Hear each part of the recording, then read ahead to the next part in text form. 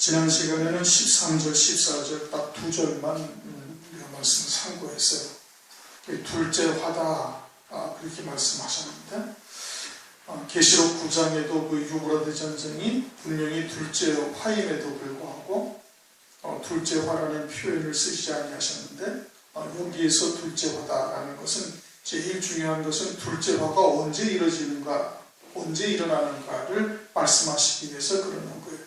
그것은 1260일 동안 두 증인이 예언이 끝난 다음에 순교하고 그리고 3일반 후에 둘째 화라는 것이 있다라는 것이 제일 큰 의미인 겁니다. 그러니까 이것을 가지고 딱 기준이 되어지는 것이고 인나팔도 역시 확실하게 아주 그냥 기준점이 딱 되어지는 거예요. 그래서 전 3년반이 지난 다음에 3일반 후에 둘째 화가 있다. 그것을 앞에서는 유브라데 전쟁이요 전 인구의 3분의 1이 죽고 군인의 수만 2억 명이 된다라고 말씀하셨는데 여기서는 그것을 큰 지진이다. 그리고 성의 10분의 1이 무너진다라고 표현을 하고 있어요. 그 이제 음녀 바벨성이 온 세상에 산재되어져 있는데 마치 유브라데 전쟁 3차 세계대전으로 그렇게 무너지게 되어질 것을 말씀을 하고 있는 것이고 죽은 자가 7천이다. 그리고 남은 자들이 두려워서 하나님께 영광을 돌리더라. 계시록 9장에서는 인구 3분의 1이 죽는다고 했는데 여기서는 죽은 자가 7천이다 라고 말씀을 하고 있고 계시록 9장에서는 회개치 아니했다. 오히려 더 우상숭배에 몰두하는 이와 같은 모습을 말씀하는데 여기서는 그들이 하늘의 하나님께 영광을 돌렸다. 남은 자가 이건 회개했다는 얘기거든요. 그러면 이것이 무엇을 말하는가?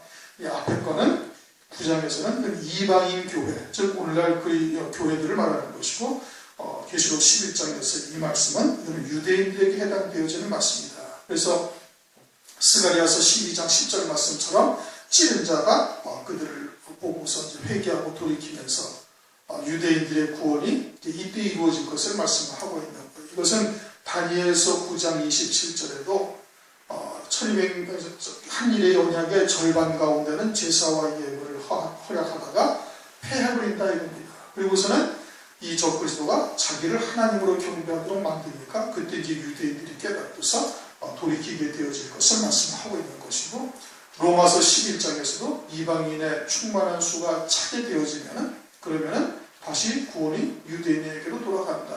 하나님의 은사와 부르시면 후회하심이 없다. 이제 그것을 지금 말씀하고 있는 거예요. 그러므로 이것은 유대인에 관한 말씀이다. 그리고 이제 유대인들의 구원의 시점이 언제냐, 둘째 화가 언제냐, 이것을 우리에게 쭉 설명을 하시고 있는 내용인 겁니다. 그럼 이방인인 오늘날 교회들의 구원은 언제까지? 전 3년반으로 딱 끝나는 겁니다. 그리고 후 3년반에 들어서는 회개할 수가 없는 거예요. 회개할 마음이 이제 들지 아니하게 하신 겁니다. 완악한 화인 맞은 양심이 되어져서 그 죄악에 관영해서 이제는 하나님께서 그들을 돌이키기에도 염증이 나셨다. 성경에도 여러 군데에서 그런 말씀들을 하시는데 이제 그와 같이 이방인들의 패역함이 크게 달해가지고 하나님께서 택하신 자들만 돌이켜 환난 가운데 구원을 하시고 나머지는 그냥 후 3년 반에 짐승표를 받고 후 3년 반에 하나님의 진노의 심판을 받게 되어지는데 그들은 전혀 회개치 아니하는 거예요. 그러나 그때 유대인들의 남은 자들이 두려워요. 하나님께 영광을 돌렸다. 돌아왔다는 얘기죠. 그래서 이제 15절 일곱째 천사가 나팔을 불되 이것은 언제? 이제 셋째 화예요. 일곱째 천사가 나팔을 불었다. 이것은 셋째 화를 의미하고 있는 겁니다. 셋째 화는 뒤에 이제 계시록 15장 16장에 나가서 일곱 진노의 대적, 진노의 심판으로 하나님께서 쏟아부으시는 것이 셋째 화고 일곱 진노의 대적 가운데 여섯 번째 되면은 동방의 왕들이 오는 길이 예비되었다. 계시록 16장에 그렇게 말씀하시죠. 그리고서는 주님이 재림을 하시는 거예요. 그 일곱 진노의 대적 일곱 번째 것이 쏟아지게 되어지면 온 천지가 완전히 뒤집어지고 있는 거예요. 온 천지가 뒤집어지고 완전히 천지가 개벽하게 되어지고 그렇게 되어지는 것이 이제 일곱째 천사가 나팔을 부는 것을 말하는 겁니다. 셋째 화죠. 일곱째 천사가 나팔을 불며 하늘에 큰 음성이 나서 가로되 그러니까 하늘에서 큰 음성이 났어요. 일곱째 천사가 나팔을 불면 어떤 일이 벌어지는데 주님이 재림으로 끝나는 거예요. 그리고 그때 어떻게 되어지는 거니? 세상 나라가 우리 주와 그 그리스도의 나라가 되어 그가 세세대로 왕노하리로다. 어떠한 나라가? 이 세상 나라가. 그리고 주님이 재림하시면은 그냥 세상은 다 없어지고 영원 무궁세계로 들어간다고 주장하는 무천년주의자들은 잘못되는 거예요. 그렇죠? 주님이 재림하시면은 세상은 다 심판받고 교회는 들려 올라가가지고 영원한 세계로 호련히 변화돼가지고 영원한 세계로 들어간다라고 무천년주의자들, 다시 말하면 천년왕국에 대해서 이것은 상징적인 것이지 천년이라는 것이 실제로 있지 않다라고 주장하고 있는 무천년주의자들은 요 말씀에서부터 딱 깨뜨려지는 거예요. 지금은 세상 나라가 주님이 일곱째 천사가 나팔을 불면 이 세상 나라가 있죠. 지금 나라가 뭐 미국도 있고 소련도 있고 중국도 있고 우리나라도 있고 여러 나라들이 지금 함께 이게 세상에 지금 어울려서 살고 있는데 이 세상 나라가 어떻게 된다는 거예요? 우리 주와 그리스도의 나라로 바뀌어진다는 얘기입니다. 바뀌어진다는 얘기. 주님이 일곱째 천사가 불면 주님이 재림하시고 그리고는 이 세상 나라가 다 바뀌어져서 그리스도의 나라가 되어진다 이겁니다. 그래서 이사야서 35장이나 이사야서 65장에서 말씀하시는 그리스도의 나라, 혈통적 유대인들이 오매불망 고대하던 주님의 나라가 그때서야 실현이 되는 것이고, 베드로후서 3장 10절에도 새 하늘 새 땅을 베드로가 바라보고 있다라고 하는 그 새 하늘 새 땅, 천지와 만물들은 다 뒤집어지고 그리고 체질이 다 뜨거운 물에 풀어지고 난 다음에 새 하늘 새 땅이 임하게 되어지는데 그 새 하늘 새 땅을 베드로후서에서도 3장에서도 말씀하고 있는 거예요. 그와 같은 이 그리스도의 나라, 이 천지와 만물이 싹 변화된다. 히브리서 1장 10절 이하에 말씀하고 있죠. 히브리서 1장 10절 이하에 주께서 손가락으로 지으신 이 천지와 만물들은 낡아져가지고 옷처럼 갈아입게 된다 이겁니다. 싹 바꿔지는 것이죠. 그래가지고 에덴 동산과 같은 그런 이 나라가 이루어지고 세상 나라가 이루어지고 거기를 주님이 만왕의 왕으로 만주의 주로 재림하시면서 그리고는 계시록 20장에 가면 첫째 부활한 자들이 그리스도와 함께 왕으로 다스리시는 그와 같은 이 그리스도의 나라가 이 땅에 이루어지게 되죠. 이건 실제로 이 세상에 존재한다 이겁니다. 이 세상에 존재하는 거예요. 세상 나라가 우리 주와 그 그리스도의 나라가 돼요. 그때는 마귀는 어디로 가요? 마귀는 무저갱으로 갇히는 거예요. 그리고는 이사야서 35장이나 65장의 말씀처럼 어린아이가 독사굴에 손을 집어넣고 그리고서는 사람들이 죽음이 사라진 거예요. 질병이 사라지고 없어지는 거예요. 순불과 애통과 이런 것이 완전히 사라진 그런 그리스도의 나라가 이루어져가지고 1000년 동안 계속 되어진다 이겁니다. 1000년 동안. 계시록 20장 4절에서 6절 쭉 말씀하고 있는 그와 같은 1000년 동안 그리스도께서 다스리시는 이와 같은 나라가 이 땅에 실제로 존재하게 되어지는 것이죠. 그리고는 그가 세세토록 왕노릇 하시리로다. 주님께서 세세토록 영원히 왕이 된다는 거예요. 그러면 이 1000년 동안 이 땅에서 그리스도의 나라가 되어져서 1000년 동안 왕이 되어지는데 어떻게 세세토록 왕노릇 한다고 말씀하시는가? 1000년 동안 일단은 주님이 만왕의 왕으로 이 땅에 오시죠. 만왕의 왕, 만주의 주로 오신다고 계시록 19장에 보면은 말씀을 하고 있습니다. 계시록 19장 16절 그 옷과 그 다리에 이름 쓴 것이 있으니 만왕의 왕이요 만주의 주라. 주님께서 아주 그냥 흰옷을 입은 자들과 함께 오시는데 그렇게 주님의 다리에 이름 쓴 거 있다. 이름 쓴 것이 있다. 그 옷과 다리. 만왕의 왕으로 만주로 오셔가지고 이 땅에서 1000년 동안 다스리시는 거예요. 1000년 동안 다스리고 난 다음에 그동안에 마귀는 무저갱이 갇혀 있다가 그런데 그 다음에 마귀가 무저갱에서 잠깐 풀려나요. 계시록 20장 7절 이하에 보면 그렇게 말씀을 하고 있습니다. 천년인 참에 사단이 그 옥에서 나와서 땅의 사방 백성 곧과 마국을 미혹하고 싸움을 붙이니 그 수가 바닷물에 같으리라 하고 천년 왕국이 끝난 다음에 무저갱에 갇혀있던 사탄이 잠깐 풀려나와가지고 천년 왕국에서 휴거된 백성들은 혈육의 몸으로 생육 번성하고 있는데 그들을 갖다가 미혹하는 역사를 하는 거예요. 주님께서 마귀를 잠깐 풀어놓으신 것은 전지전능하신 하나님께서, 주권자가 되신 하나님께서 그들을 풀어놓으신 것은 1000년 동안 첫째 부활한 성도들이 왕으로 제사장으로 그들을 양육하고 교육하고 다스렸는데, 그들의 신앙이 그동안 1000년 동안 배웠어도 열매가 하나도 없는 거예요. 열매라는 것은 마귀와 싸워서 믿음으로 이기는 것이 열매거든요. 그런데 마귀를 무적행에 갇혀있기 때문에, 귀신도 다 무적행에 갇혀있기 때문에 마귀의 미혹의 역사나 마귀와 싸워서 믿음으로 승리할 일이 하나도 없어지는 거예요. 천년왕국에서는. 그러니까 하나님께서 그들을 상급을 주시고자 마귀를 잠깐 풀어놓아서 그들을 미혹하게 하는 거예요. 그래서 그 미혹을 이긴 자들은 그것이 상급이 되고 하늘나라의 기업으로 받을 수 있는 것인데, 그런데 그 미혹에 수많은 또 하나님의 백성들이 또 미혹당해서 넘어지는 거예요.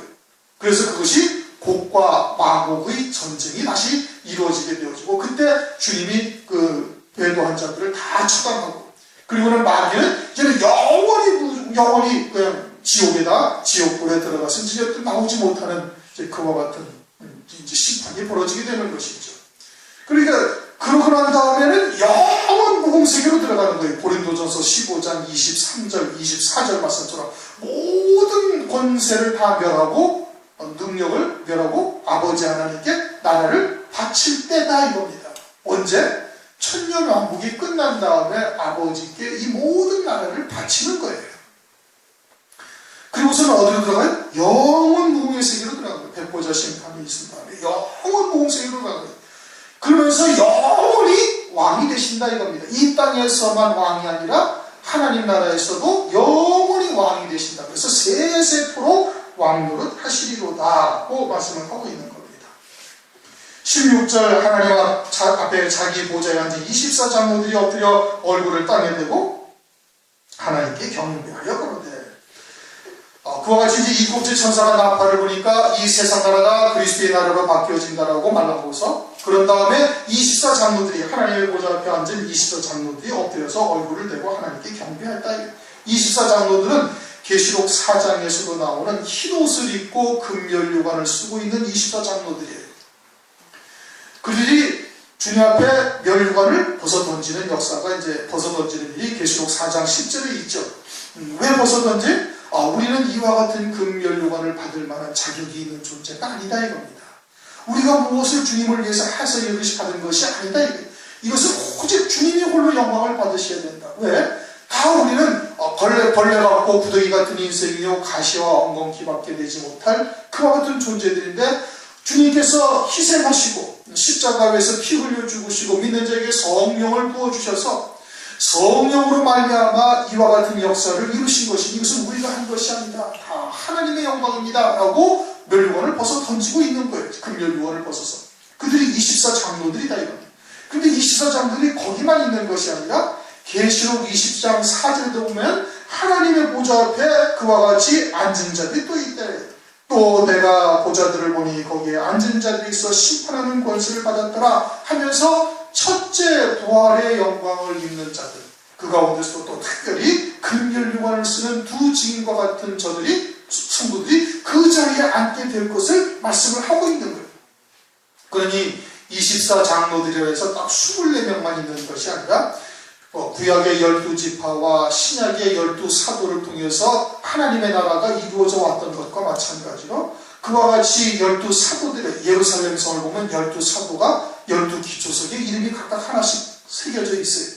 12사도와 같은 믿음을 쫓아 그와 같은 길을 걸어간 자들, 주님이 걸어가셨던 길을 그대로 믿음의 길을 걸어간 자들이 그와 같은 영광을 입게 되어질 것을 말씀을 하고 있는 것이고, 이것은 장차 환난 날에 두 증인들이 그와 같은 영광의 자리에 앉게 되어질 것을 계시하는 거예요. 24장로들의 자리는 앞으로도 우리가 들어갈 수 있는 기회가 남아있음을 지금 말씀을 하고 있는 것이고, 그 다음에 24장로들이 하나님 앞에 엎드려 얼굴을 대고 경배한다라는 것은 그와 같이 하나님 앞에 금면류관을 벗어 던지는 것이 무엇을 의미하는지를 깨닫고 있는 자여야 이와 같은 자리에 이룰 수 있다는 것을 말씀을 하고 있는 거예요. 왜? 24장로라는 것은 금결요관을 쓰는 자들의 자리요, 하나님의 온전한 구원의 비밀들이 무엇인지를 하나님께서 깨닫게 해주신 자들인 겁니다. 하나님의 아주 큰 은혜를, 더 큰 은혜를 입은 것이지요.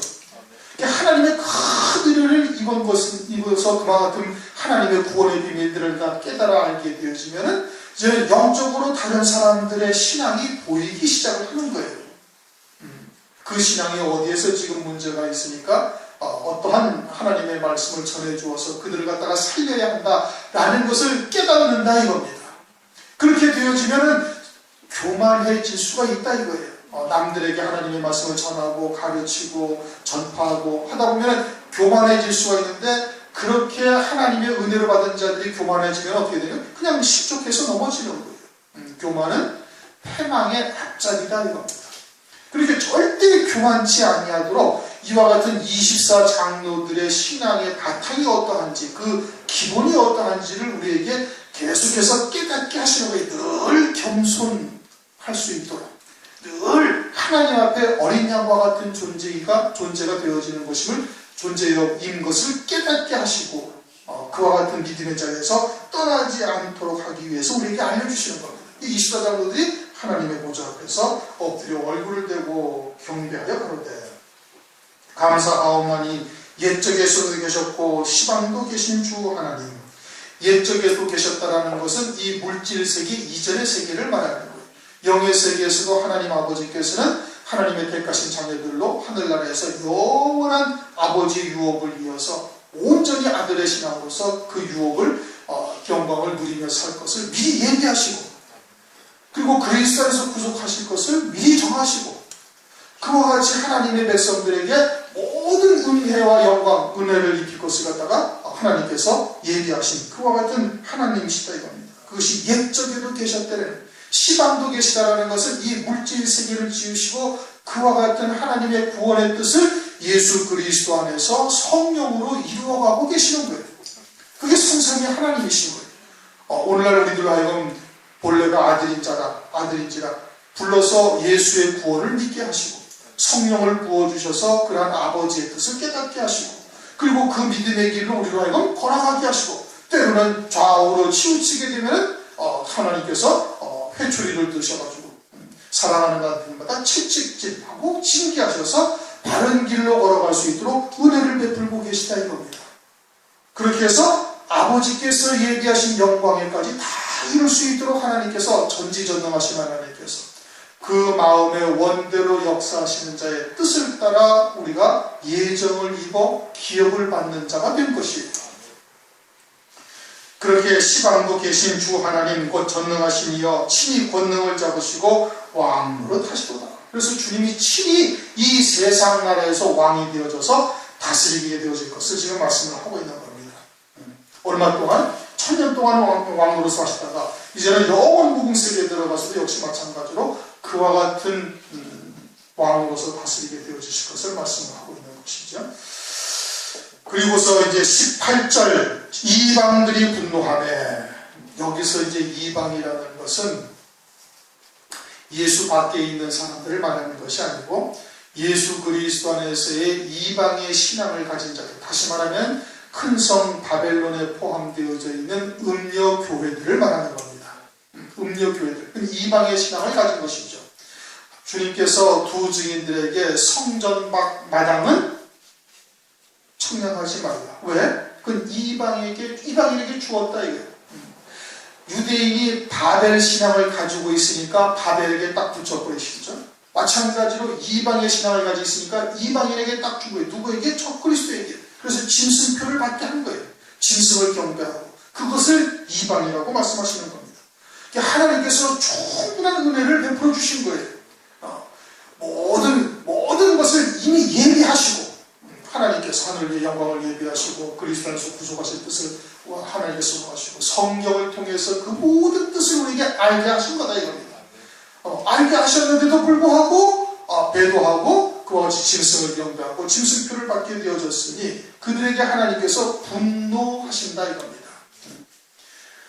예수 밖에 있는 자들에게는 하나님 분노하지 아니하셔요. 심판은 누구에게 심판하시는 거예요? 하나님의 백성들을 심판하시는 거예요. 저희들은 믿지 아니하면 이미 심판받은 존재인 거예요. 예수 밖에 있는 자들은 이미 심판받은 존재인 것이고, 하나님의 은혜를 받은 자들로 그 은혜에 합당한 열매를 맺어서 하나님께 영광을 돌렸느냐 그렇지 못하냐, 이거를 하나님께서 심판을 하신다 이겁니다. 그런데 이방들은 어떻게 했어요? 이 이방들은, 배도한 자들은 어떻게? 전혀 그와 같이 하나님의 은혜에 합당한 열매를 맺지 못하고 신랑 되시는 예수님을 소망하며 믿음으로 기다리지 아니하였으니까, 그러니까 하나님께서 그들에게 분노하시고 주의 진노가 임한다. 어떠한 진노? 이제 셋째 화까지 임하게 되어지는 거예요.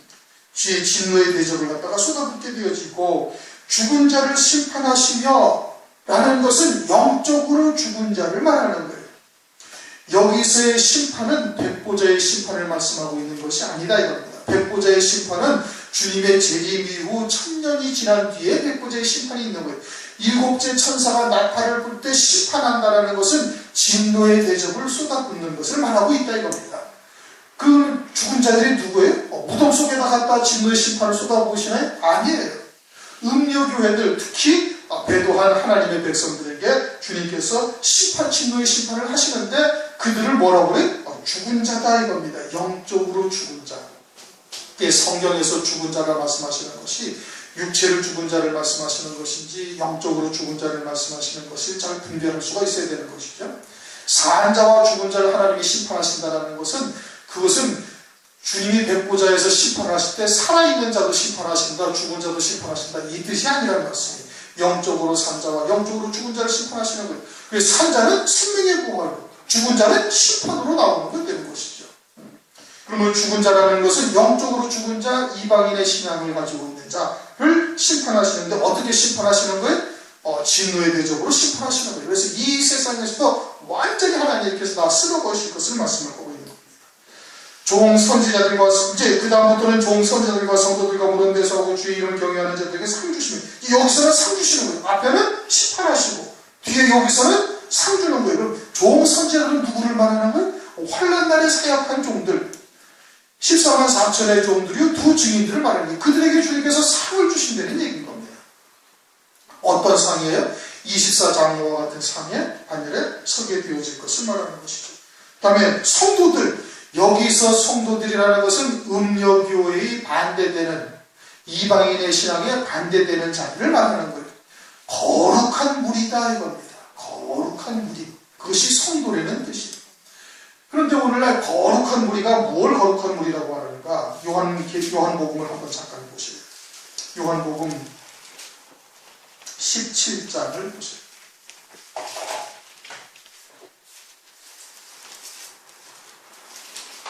요한복음 17장 16절 17절을 보시면은, 16절 17절을 다 같이 읽습니다. 시작. 내가 세상에 속하지 아니한 같이 저희도 세상에 속하지 아니하였사옵나이다. 저희를 진리로 거룩하게 하옵소서. 아버지의 말씀은 진리니라. 아버지의 말씀이 진리고 진리의 말씀으로 거룩하게 되어진다. 거룩한 무리가 되어진다 이 뜻이에요. 그럼 오늘 하나님의 말씀을 가지고 있는 교회는 다 그런 거룩한 무리냐? 아니라 그래. 그 가운데 세상에 속한 자들이 있다는 거예요. 세상에 속한 자들은, 그들은 거룩한 무리가 되지 않냐는, 그들이 이방인의 신앙인 것이에요. 그러면 마지막 때 언제나 하나님의 진리의 말씀으로 거룩함을 입었다라는 것은 무엇을 말하는 거예요? 그것은 그러한 하나님의 말씀을 통해서 짐승표를 받지 아니하고 짐승을 경배하지 아니한 거예요. 재림하실 주님을 소망하며 믿음으로 신앙을 굳게 지킨 자들이 성도 거룩한 무리가 되는 거예요. 그들은 다 어떻게 됐어요? 환난 날에 다 순교하거나 예비처로 간 겁니다. 그들에게는 주님께서 상을 주신다 이겁니다. 순교한 자들은 어떻게? 첫째 부활의 영광으로 나오는 거예요. 예비처로 간 자들은 혈육의 몸으로 재림하실 주님을 맞이하는 거예요. 그렇게 종들과 종 선지자들과 성도들은 어떻게 된다는 거예요? 재림하실 주님을 맞이하고 첫째 부활의 영광을 입든지 재림하실 주님을 맞이해서 1000년 동안 천년왕국에서 생육하며 번성하며 살게 되어지는 이와 같은 상을 받게 되어지는 거예요. 또 땅을 망하게 하는 자들을 멸망시킬 때로소이다. 땅을 망하게 했다는 것이 화학비료를 많이 뿌려가지고 땅을 삼성화시켰다는 얘기니까 아니라는 말씀입니다. 하나님의 백성들, 길가 땅, 좋은 땅과 같은 하나님의 백성들을 망하게 한 자들, 어떻게 망하게 했어요? 혼잡된 말씀을 가지고 세상에 속한 자로 망하게 해버려서 그들로 하여금 짐승표를 받고 짐승을 경배하게 한 자들이에요. 다시 말하면 몰각한 목자들인 겁니다. 몰각한 목자들을 주님께서 어떻게 하신다? 완전히 멸망시킨다 이겁니다. 멸망시킨다는 거예요. 마태복음 7장 21절 이하에도 말씀하고 있잖아요. 하나님의 뜻대로 행치 아니한 자들을 말씀하시면서, 아니 우리가 주의 이름으로 선지자로 귀신도 쫓아내고 능력도 행하면 난 너희 도무지 모르겠다. 이 불법을 행하는 자들에게서 떠나가라. 그들은 뭐예요? 몰각한 목자들인 겁니다. 땅을 망하게 하는 자들인 거예요. 땅을 망하게 하는. 마태복음 23장에 수없이 그냥 주님께서 유대인들을 책망하시고 화 있을진저 화 있을진저, 맨 마지막에 뭐래? 독사의 새끼들이라고 아주 책망을 하시고 어마어마한 책망을 하시는 겁니다. 하나님의 백성이요 아브라함의 후손인데 그들에게 독사의 새끼라고 말씀하시니 이게 얼마나 엄청난, 듣는 사람으로는 어처구니 없는 일이, 자기는 하나님을 열심히 섬긴다고 섬기고 있는데 자신을 아주 그냥 실조로 그냥 정확하게 딱딱내고 앉아있는데 일주일에 2번씩 금식하고 기도 시간에 빠지지 아니하며 하나님을 얼마나 철저하게 경배하면서 안식일도 철저히 지키고 그러고 있는데 주님이 오셔가지고 독사의 새끼라고 말하니 이게 기가 막힌 노릇인 것이죠. 그런데 본인들은 아예 모르는 거예요. 그리고서 예수님을 십자가에 못 박아 죽여버렸다 이겁니다. 왜 그래요? 자기들이 바라던 메시아가 아니었기 때문에 그러는 거예요. 왜 자기들이 바라던 메시아가 아니었어요? 잘못된 사람의 계명으로 살고 있었기 때문에 그러는 거예요. 그러면 이 주의 재림의 때 마지막 때는 또 어때요? 마지막 때도 역시 마찬가지로 똑같은 사람의 계명으로 세상에 속한 말을 하는 거예요. 요한일서 4장 5절 말씀처럼 세상에 속한 말을 해서 저희들은 세상에 속해 있다 이거예요. 이것은 미혹의 영이다. 그 앞에 가면은 이건 적그리스도의 영이다 이렇게 말씀하셔요. 그 진리의 영을 받은 자가 아니다 이거예요. 그들은 다 어떻게 돼? 이방인이 되어져가지고 주님을 대적하는 자가 되고 진노의 심판을 받고 그 가운데 특별히 이 땅을 망하게 하는 자들을 주님이 아주 완전히 멸망시키겠다라고 지금 경고의 말씀을 하시는 겁니다. 19절 이에 하늘에 있는 하나님의 성전이 열리니, 하늘에 있는 하나님의 성전이 참 성전이죠. 모세가 세상에다 지었던 성막이나 솔로몬이 지었던 성전은 하늘에 있는 것의 그림자예요. 모세가 보고 온 것을 갖다가 집에서 만든 것이고, 또 다윗이 성전의 모양을 보고 그대로 만들어 놓은 것을 그려 놓은 것을 솔로몬이 지었던 거예요. 실상은 뭐예요? 하늘에 계시는 거예요. 근데 요한계시록 21장에 가면은 새 예루살렘 성에 딱 들어갔는데 그 안에 하나님의 보좌가 있어요? 없어요. 그러니 그 보좌에 그 안에 들어갔다는 것은 하나님과 하나가 되어져 있다는 것을 의미하는 것인데, 그와 같이 하나님께서 당신을 열어 보여주신 것을 말하고 있다 이겁니다. 그 안에 뭐가 있어요? 언약궤가 있다. 언약궤라는 것은 그 언약하신 말씀대로 반드시 이루시는 전능하신 하나님이시라는 것을 우리에게 알려주시는 거예요. 그리고 그와 같이 마지막 때 이루시는 이 모든 역사가 그처럼 하나님께서 언약하신 대로 이루시는 분이다 이 뜻인 겁니다. 언약하신 대로 반드시 그 한 획도 떨어지지 않냐고 그대로 다 이루시는 전능하신 하나님이시다 이겁니다. 그러니 우리에게 듣게 하시면 듣게 하시고 믿게 하시고 깨닫게 하시고 믿음으로 받게 하신 자에게 그 믿음대로 하나님께서 이루시는 거예요. 그것을 절대 경외하면서 하나님을 믿는 자가 되어지면 그대로 이루는 거예요. 그대로. 절대 경외하는 자가 되어지면 그대로 이룬다. 그 앞에 18절에 말씀하고 있죠. 주의 이름을 경외한다 이겁니다. 경외라는 것은 어떻게 내가 하나님을 이렇게 경외한다고 말하고 있어요. 그렇죠? 그리스도인 가운데 자기도 하나님을 경외치 아니한다라고 부정하는 사람은 세상에 아무도 없어요. 그러면 하나님을 경외하느냐 경외하지 아니하느냐가 어떻게 나타나는가, 어떠한 열매로 나타나는가는 하나님의 말씀에 절대 순종하는 것으로 경외하는 자가 나타나는 거예요. 하나님 앞에 경외하지 아니하는 자는 하나님의 말씀 앞에 다 순종하지 아니하고 자기의 필요한 것만 순종하는 거예요. 자기의 손해가 나는 것, 육신을 못 박아야 하는 것 등등 그와 같은 고난이나 또는 연단이나 어려운 가운데서는 하나님의 말씀대로 순종치 아니래요. 그럼 하나님을 온전히 경외한다는 것은 그 어떤 환경 가운데서도 하나님의 말씀에 절대 순종해버리는 거예요. 그래서 아브라함에게 하나님께서 말씀하셨잖아요. 네가 이제야 나를 온전히 경외하는 줄 내가 아노라. 언제? 이삭을 모리아산에서 바칠 때. 그때는 그냥 하나님의 말씀에 절대 딱 순종해버리는 거예요. 그것으로서 아브라함의 경외함이 열매가 되어져서 나타난 거예요. 그럼 오늘날 우리들이 어떻게 하나님을 경외하는 열매가 나타나요? 그 말씀에 절대 딱 순종함으로써 하나님을 경외한다는 것이 나타나는 거예요. 그렇게 하나님을 경외하는 자에게는 그 언약하신 대로 그대로 하나님께서 다 이루신다는 얘기입니다. 그래서 언약궤라고 말씀하고 있는 거예요. 말씀하신 대로 그대로 이루신다 이겁니다. 성전 안에 언약궤가 보이면 또 번개와 어떻게 이루시냐면 번개로 가장 빛난 빛으로 보여주신다는 거예요. 이루신다는 거예요. 그러면 그것이 영적으로는 우리에게 뭘 말하냐면 하늘에 예비된 영광의 빛이 그리스도의 얼굴에 나타난 하나님의 영광의 빛이 마찬가지로 하늘에 예비하신 영광의 빛이 우리에게 비춰지게 하시는 거예요. 어떻게? 7 등불로 7 눈으로 역사하시는 거예요. 하나님께서 등불로 켜놓으시고 우리 눈으로 그걸 보게 하시는 거예요. 7명의 역사로. 번개로. 음성은 말씀이다 이거예요. 말씀으로 꽉 새겨지게 하셔가지고 그 말씀이 생각나게 하시고 믿게 하시고 그리고는 그 말씀 앞에 나를 쳐 복종시키는 역사를 하나님께서 이루시는 거예요.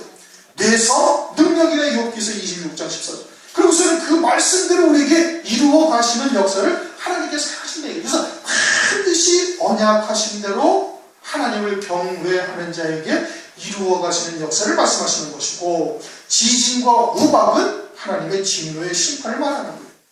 세상에 그럼에도 불구하고 세상에 쌓아놨던 그들 갖다가 완전히 큰 지대가 흔들어 버리는 거예요. 큰 지대로 심판으로 흔들어 버리는 것이고, 후 3년 반에 유브라데 전쟁으로 또 하나님의 7 진노의 대접으로, 이 7 진노의 대접이 7번째 천사가 나팔을 불면은 시작이 되잖아요. 그 지진으로 다 그냥 무너뜨려 버린다.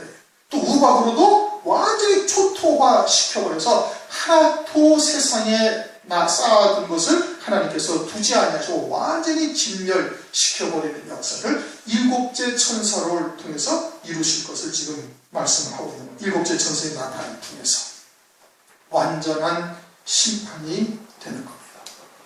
그런 다음에 주님이 재림하셔서 이 세상 나라가 그리스도의 나라가 되어진다. 하나님의 영광을 아는 그것이 온 세상에 물이 바다를 덮은 같이 덮여지게 되어지는 역사가 이제 그때는 이루어지게 되는 거예요. 하나님의 공의가 세상에 온전히 펼쳐지는 거예요.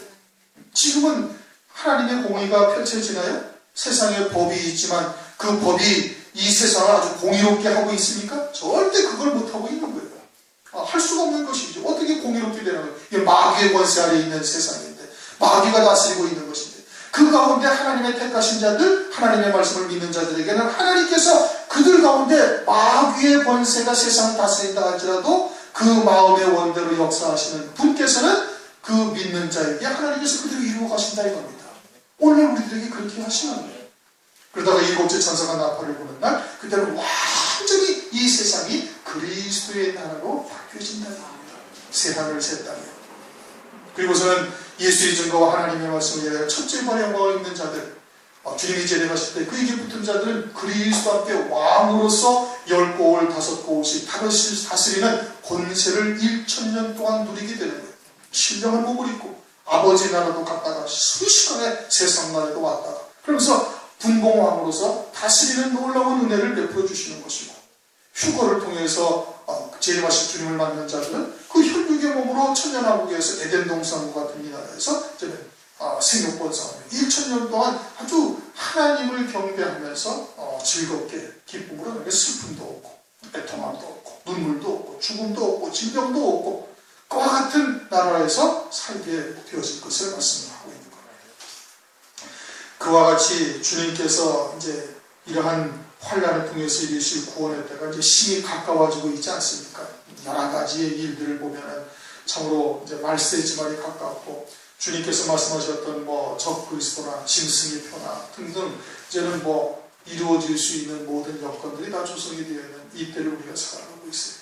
더욱더 깨어 근신하면서 그날을 소망하고 표대를 삼아서 하루하루 승리하시길 주님의 이름으로 축원합니다. 통성의 점심